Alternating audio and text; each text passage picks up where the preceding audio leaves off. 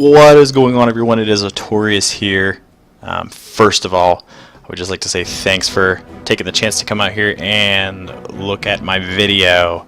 So you're probably wondering why the hold screen is different this time. We obviously got a mammoth there, some horses, or some. I want to say that they're pacers. They're just smaller. I don't know. So let me take this off and I'll show you why we have that here. Because we now have a Tundra Biome. The Forbidden Mountains have finally made it to the world of Dinotopia here on Ark Survival Evolved with the development kit. Now granted, this is a very heavy work in progress, so the mountains, pretty much the way they're cut is how they're going to stay, but a lot of the textures here may change with time.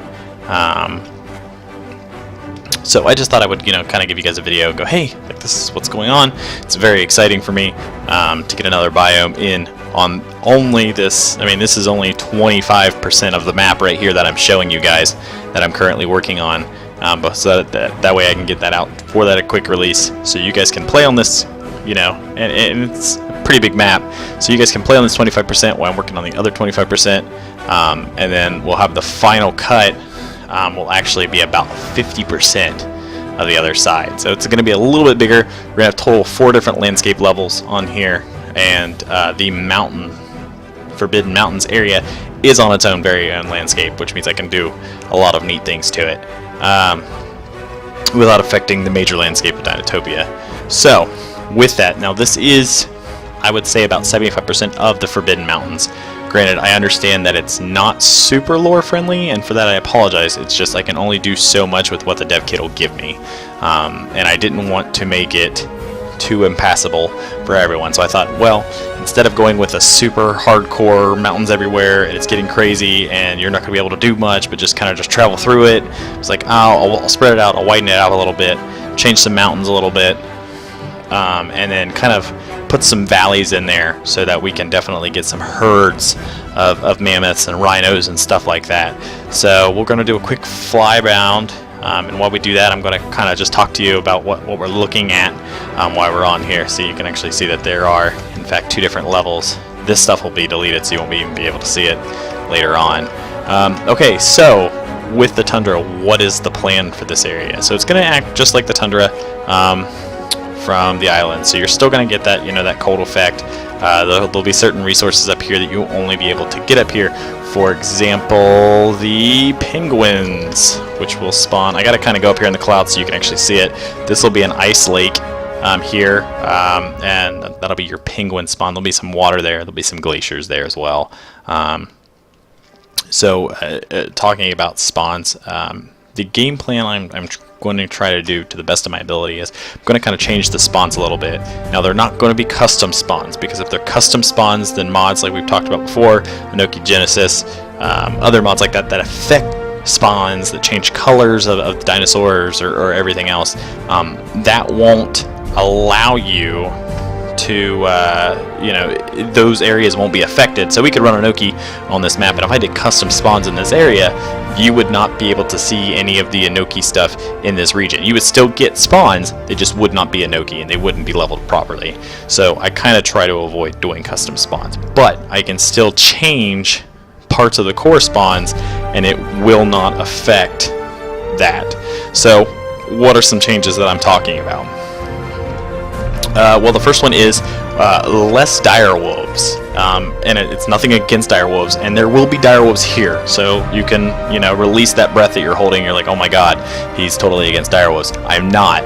I'm against the trollness that is dire wolves. I couldn't tell you how many times on the island or the center I just get mauled by dire wolves all the freaking time, and I'm trying to tame stuff, and my stuff that I'm trying to tame keeps getting killed, and I get frustrated, and I'm just like, you know what, forget it, I'll leave.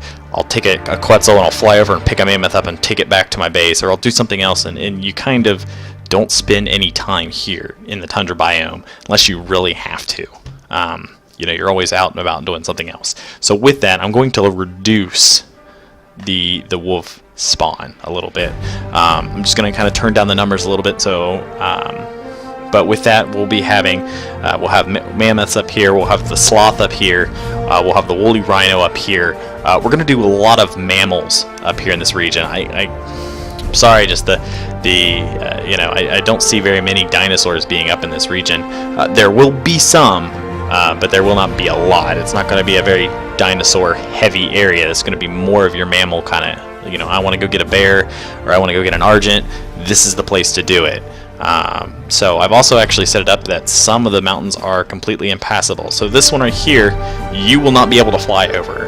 If you do attempt to fly over it, you're gonna hit the ceiling, because your ceiling is about right here. It's just below cloud level generally. Now with that, I have made sure that it was a little bit low enough that if you really wanted to go up here and build something right here on the mountainside, you could do it. I have put in a few cave areas as well that haven't really quite started yet. So this one's actually going to be a cave that's going to roll down into the inside here. It's going to be where you're going to get them sunstones when I get that mod going there. After I kind of get this first part of the map out, then we'll go back in and I'll actually be working on a sunstone mod. And you know, it'll take you in a path around the mountain, and it'll probably bring it out here on this one. I'm gonna probably make that door a little bit bigger because I want you to take dinosaurs through this. This is not a cave area. This is more of a tunnel. I mean, it's gonna have a cave spawn in it. It's gonna have resources in it. But I want you to take a mammoth through this, or I want you to take a Rex or something through this. Now, obviously, I don't want you to take a Giga or a Bronto or a Titan or something like that. Those will not be able to go through here. But the other stuff I want you to be able to take through. I'm very big on that too. Like when we started in the world beneath, I want you to be able to take some dinosaurs with you. I don't want you to have to just rely on yourself at all times. So there's one there. There's also a very short tunnel that I've done right here. It's a straight up and over. Now, granted, I can't take full credit for these mountains because if you realize they've really just been changed a little bit, but they're actually islands from Scorched Earth. So they released it in the dev kit. So I kind of cut them out and was kind of like, okay. You know, I'll cut these out, I'll change them, put some snow on them, and voila, there we go. So also, another thing that I would like to do in the biome that I've not seen anyone do, and I'm kind of surprised that I've never seen any of the new maps do this. Obviously, you're seeing redwood stuff here. I'm going to have a small set of redwood trees here in this area.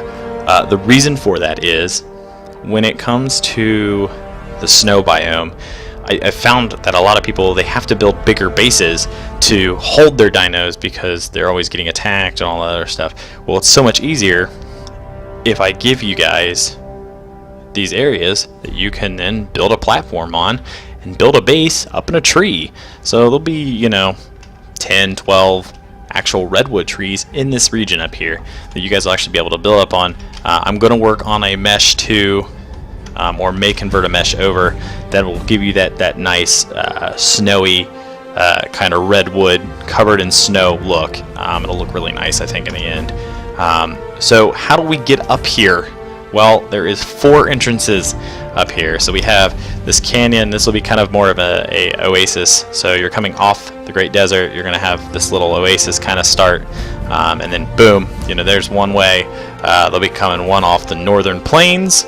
And then there'll be 2 here, so there'll be one off this one, so that we can, you know, this is a direct line from, let's see if I remember my map correctly. Yes, so your Canyon City and your Taros are going to kind of be right here.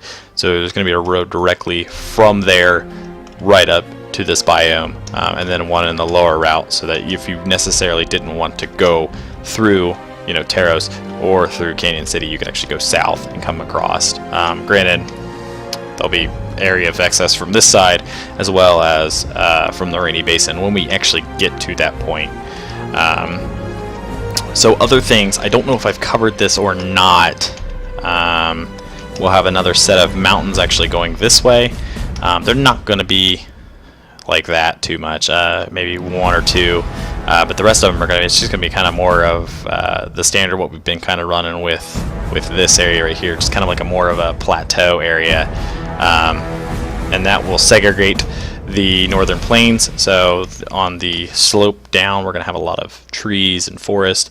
Then once you flatten out, it'll be a nice plains area.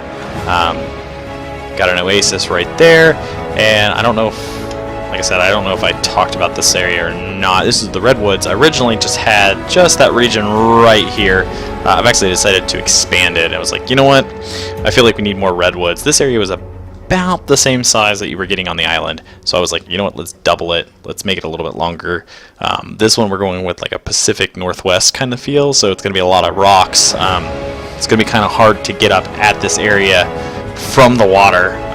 There's a few access points, you know, or a few lying areas here, but the majority of it is actually going to be through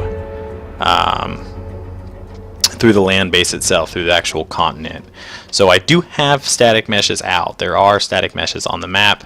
I have them hidden right now. I don't want to give away any clues. I don't want to show any ruins or anything like that. Like I said, this map is still really rough. I'm looking at like 2 to 3 weeks at least to get this area done and appropriately settled up. After that point, then it's literally putting in the static meshes. I've got this area pretty much done when it comes to meshes.